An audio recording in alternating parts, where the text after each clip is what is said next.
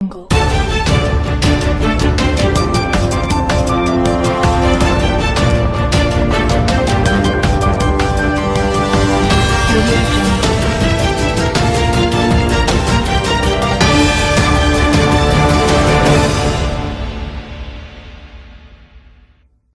मध्यप्राच्य युद्ध शनिवार तृतीय सप्ताह प्रवेश करिथिबा बेले इरान मुख्य तैल रप्तानी केन्द्र खार्ग द्वीप अमेरिका आक्रमण करिछि।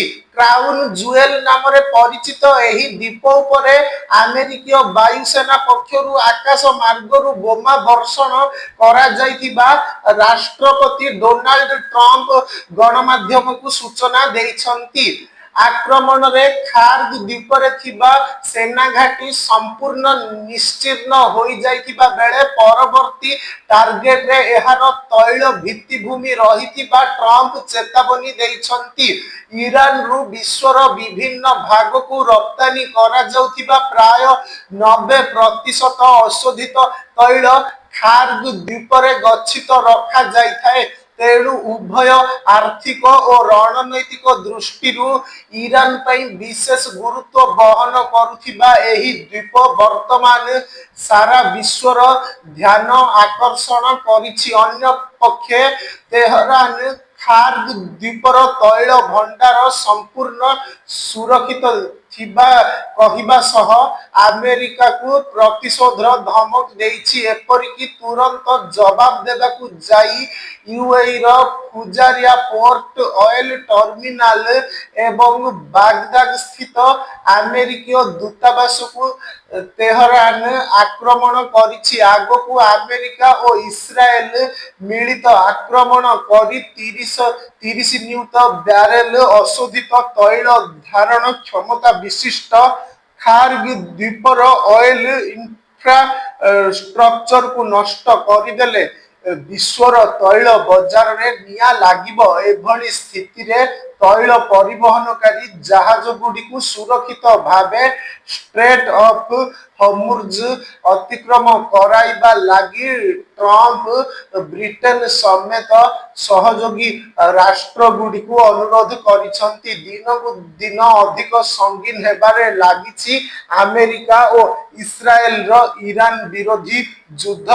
अमेरिका राष्ट्रपति डोनाल्ड ट्रम्प तेहरान को निशर्त आत्मसमर्पण दाबी करिथिबा बेले नुआ supreme leader Mojtaba Ali Khamenei एहाकू प्रत्याख्यान करिसंती।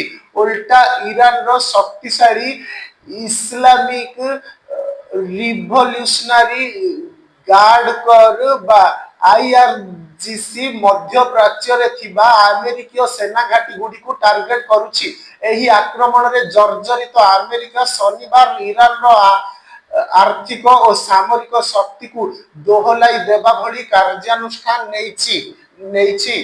स्ट्रेट ऑफ हॉर्मुज संलग्न खार्ग द्वीप रे अमेरिका बोमा वर्षा करिछि। एथिरे उक्त द्वीप रे थिबा ईरानीय सामरिक घाटी ध्वस्त विध्वस्त हो जाइथिबा ट्रम्प दाबी करिसंती। 20 वर्ग किमी अंचल उपरे अवस्थित खार्ग द्वीपरु ईरान रो 90% तैल प्रक्रियाकरण सह रप्तानी करा जाइथाए। पारस्य उपसागर उत्तर रे तथा मुख्य भूखंडर बुशेहर प्रदेश ठारू 28 किमी दूर रे अवस्थित एही पथुरिया द्वीपर लंब 8 किमी और ओसार 5 किमी। ट्रम्प एकदा एहाको क्राउन जुएल बोली कहिथिले। अन्य पक्षे ईरान मिलिटारी कमांड अमेरिकार तैल और शक्ति फैसिलिटी गुडिक उपरे आक्रमण करने को धमक देछि। केवल एतिकी नुहे, संयुक्त अरब राष्ट्र एमिरेट्स बा यूएई रो फुजारिया पोर्ट ऑयल टर्मिनाल को ईरान आक्रमण करिछि। एपरिकी तुरंत दुबई और आबुधाबी छाड़ी अन्यत्र चली जिबाकू सेठाकार बासिंदा को तेहरान चेतावनी देछि। ईरान फुजारिया बंदर दुबई रो जेबेल अली पोर्ट एवं आबुधाबी रो खलीफा बंदर उपरे खूब शीघ्र आक्रमण करि पारे बोली आशंका करा जाउछि। यूएई गृह मंत्रणालय सोशल मीडिया रे कौनसी गुजब सृष्टिकारी फोटो और वीडियो पोस्ट न करने जनसाधारण को परामर्श देछि। एभली स्थिति रे यूएई रे बसवास करुथिबा प्राय 43 लक्ष भारतीय सुरक्षा चिंता बढ़ी जाइछि। सेपटे ट्रम्प कहिसंती अमेरिका और इस्राएल सेनार सामरिक कार्यानुष्ठान रे ईरान पराजित होई सारिछि। एथि जोगु तेहरान अमेरिका सह डील चाहुछि किंतु से उक्त डील को ग्रहण करिवे नाही।